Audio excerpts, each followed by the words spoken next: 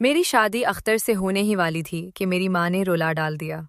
وہ شروع سے اس رشتے کے خلاف تھیں۔ یہ بات نہ تھی کہ اختر میں کوئی عیب یا خرابی تھی، وہ تو نہایت شریف اور باوقار تھا۔ مسئلہ یہ تھا کہ امی شروع سے ہی چاچی سے خار کھاتی تھی۔ اس کی ایک وجہ یہ تھی کہ چچا کی آمدنی قلیل تھی۔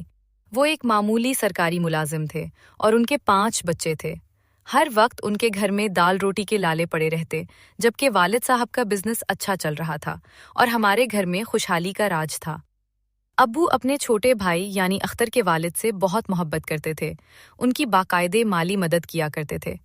میری والدہ کو یہ بات قطعی گوارا نہ تھی کہ ان کا شوہر اپنے بھائی کے کہنے پر خرچہ کرے، بس وہ اسی کارن بہانے چچی سے جھگڑتے اور تانا زنی کرتی رہتی تھیں۔ شروع میں ہم ایک ہی گھر میں رہتے تھے۔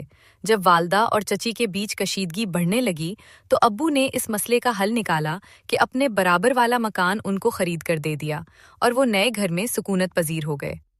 مردوں کے دل اور طرح کے ہوتے ہیں اور عورتیں کسی اور نہج پر سوچتی ہیں، خاص طور پر جب معاملہ جٹھانی اور دیورانی کا ہو۔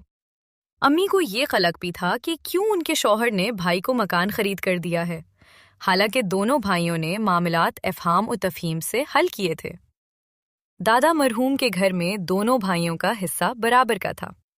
چچا نے اپنا حصہ ابو کو دے دیا، جس کے عوض میرے باپ نے ان کو برابر والا مکان خرید کر دیا تاکہ دونوں کنبے سکون کے ساتھ علیحدہ رہیں اور عورتوں کی روزمرہ کی چخ ختم ہو جائے۔ جو مکان چچا کو لے کر دیا تھا اس کی قیمت کچھ زیادہ تھی، لہٰذا والد صاحب نے اپنے پلے سے رقم ڈال دی کہ بھائی جب تمہارے پاس سہولت ہو یہ رقم واپس لوٹا دینا، ورنہ کوئی بات نہیں، ہم آپس میں بھائی ہیں۔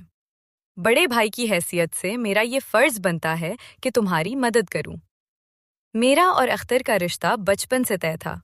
اختر ایک لائٹ لڑکا تھا، اسے پڑھنے کا شوق تھا اور وہ ان دنوں اپنی تعلیم کے آخری سال میں تھا جب ہماری شادی کی تاریخ مقرر ہوئی۔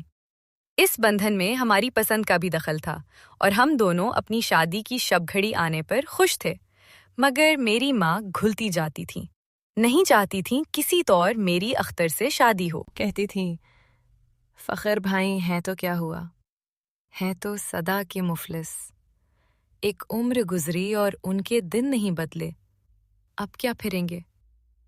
میں ہرگز بیٹی کا بیاہ ان بھوکوں ننگوں میں نہ ہونے دوں گی، ان کے یہاں پیٹ بھر کھانے کو نہیں میری بیٹی کو کیا کھلائیں گے۔ ابا سمجھاتے کہ فخر کے ماشاءاللہ 4 بیٹے ہیں، جب یہ کمانے لگیں گے میرے بھائی کے گھر بھی دولت آ جائے گی اور ان کے دل درد دور ہو جائیں گے۔ حالات ہمیشہ ایک جیسے نہیں رہتے۔ اختر کی تعلیم مکمل ہونے کو تھی، اس کے بعد وہ کمانے لائق تھا، اس سے اچھا لڑکا ہماری لڑکی کو نہ ملے گا۔ یہ بات کئی بار میرے ابا نے امی کو سمجھائی، مگر میری والدہ کا یہی جواب تھا کہ کمانے لگا تو پہلے کنبے کا برسوں بوجھ اٹھائے گا، اپنے ماں باپ بہن بھائیوں کو پالے گا، میری لڑکی کے لیے اس کے پلے کیا بچے گا۔ غرض وہ اسی طرح کی باتیں کرتی اور اسی غم میں گھلتی رہتی۔